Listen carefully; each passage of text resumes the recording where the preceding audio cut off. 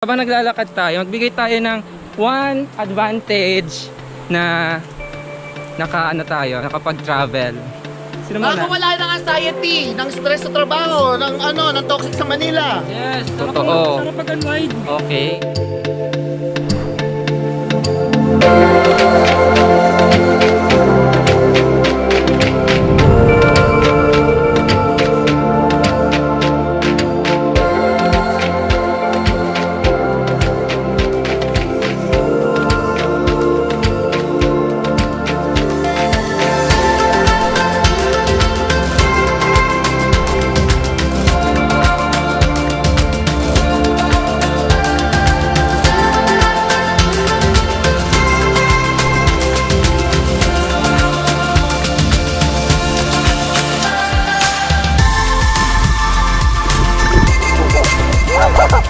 Sabi ka rin yan.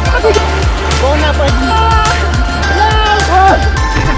Masarap yung tubig, guys. Nakita niyo kung paano kami lumangoy. Tsaka sumisid. Sarap naman yung mga bago.